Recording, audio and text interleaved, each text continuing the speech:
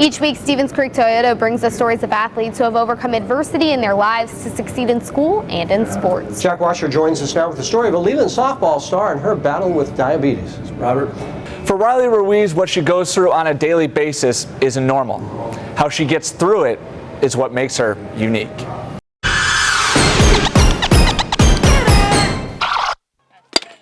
If you ask Riley Ruiz, she'll say her day is normal.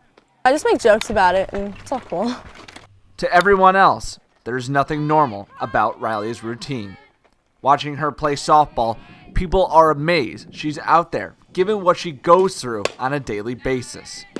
I got really sick as a baby, and I was just losing a lot of weight really quickly. I was really thirsty. I kind of looked like a baby skeleton.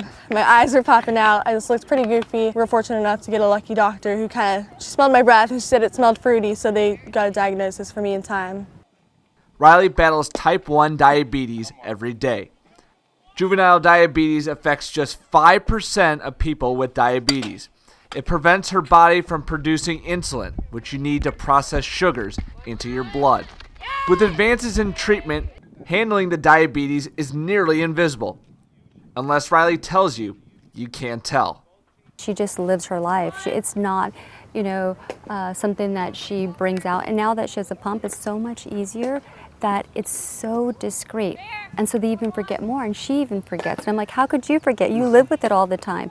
So I think it's with her and it's just more communication. Most of the year, the diabetes is easy to handle. But softball is where Riley is careful. Her blood sugar levels vary on her exercise, her sugar intake, and her mood. How about if she hits a home run? It would probably go up. You'd see it, I have this little graph, you'd see it go whoop. So yeah, a lot of things affect it. So it's a really big deal just trying to find that balance in my life. At all times, Riley has a pump which feeds insulin into her body, along with a Dexcom, which is a pod on her arm, which allows her and her parents the ability to check her levels constantly. Never did it come more handy about a month ago when Riley rolled over on her pump while sleeping, which cut off all insulin and forced a trip to the emergency room. Even though this wasn't like my fault, it was kind of a equipment malfunction, I still know that I just need to make sure that even if this happens again in the future, which hopefully it won't, I need to be on it to make sure I'm not the reason why I'm in the hospital next time. Riley knows this is a part of her. It's all she knows. But she doesn't hide from it. Instead, she embraces it.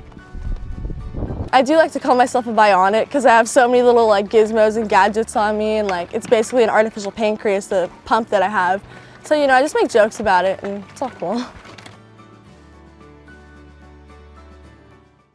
Riley, just a special kid. She also suffers from celiac disease, so not too much she has to change there, just has to change up the diet, and I think your daughter goes through the exact same thing, so just got to cut out the gluten.